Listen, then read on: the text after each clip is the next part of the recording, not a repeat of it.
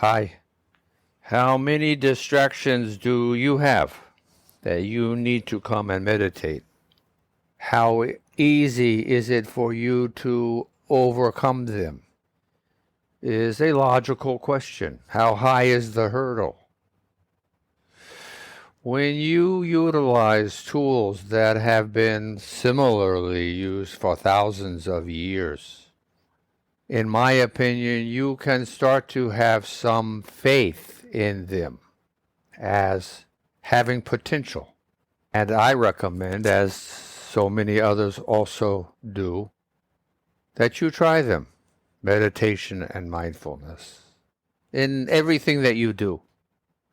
From when you awake in the morning until you fall asleep at night.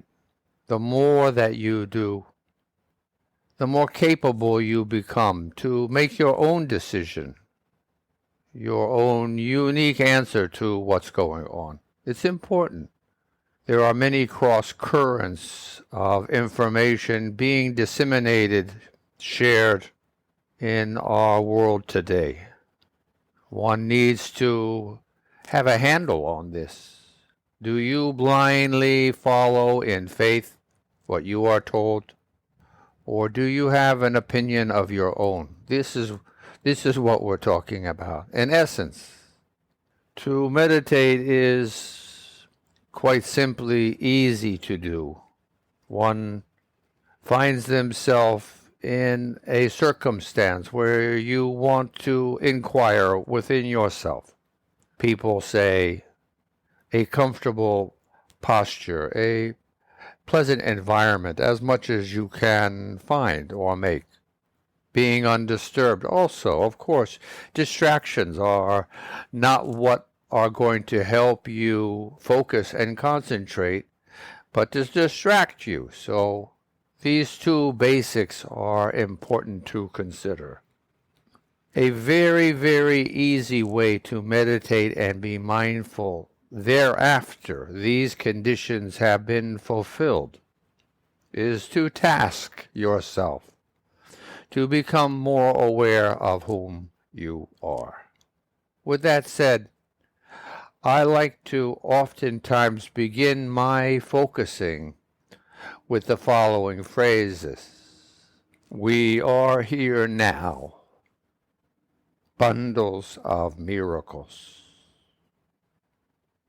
Humbled by the immensity of creation and thankful to have a chance, to have a mind, to have a sense of awareness, to be able to reflect and to create our own answers from the questions that abound around us.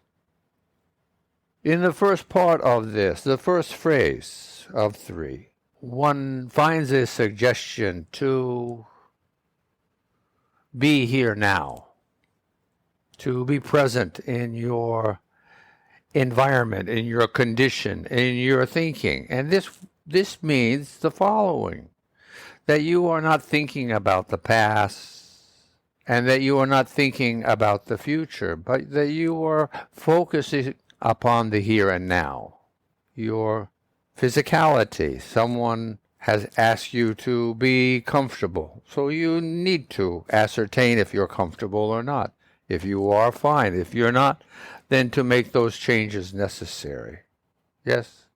Similarly, you are asked to be undisturbed, and it is the same answer. You need to inquire. You need to compare. You need to make a decision. You, the individual, the unique miracle of life. You and I. So within this context of these inquiries, we find ourselves with the opportunity to focus more in this realm of individuality in the essence of your physicality. What is it that we all share? Well, we certainly don't share all religions or all cultures or all societies because we all live in different geographical and political and religious arenas with their very own and specific modes of operating. That's our world today. It does not mean that it is necessarily the best way to envision how or what we should be doing.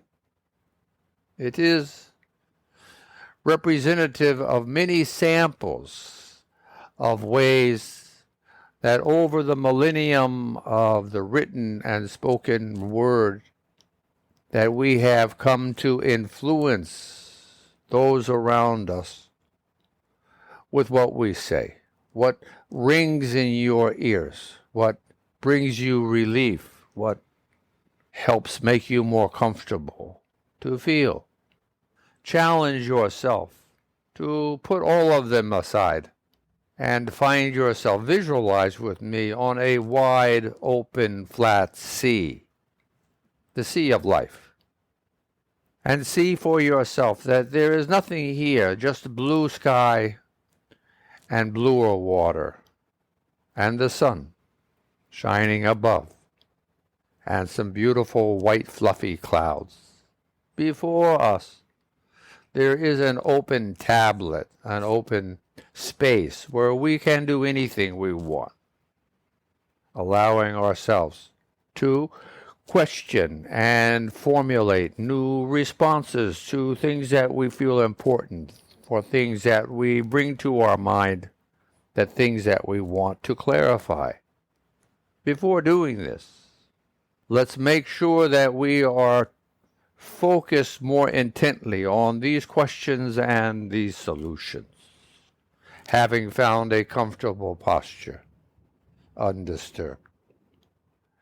Investigating even more deeply into our physicality, that we might focus and concentrate and make sure that we are here now rather than thinking about the past or of a possible future.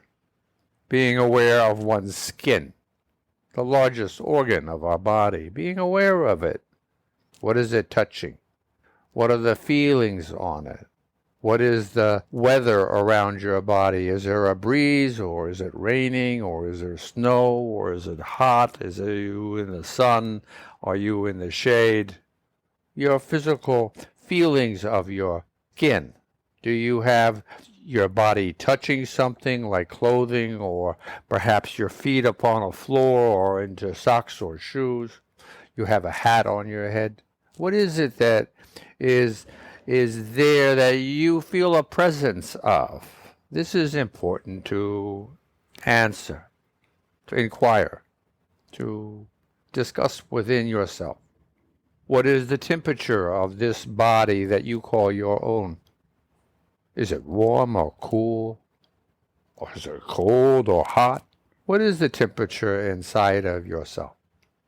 And what are the ramifications of this? Where does the temperature come from?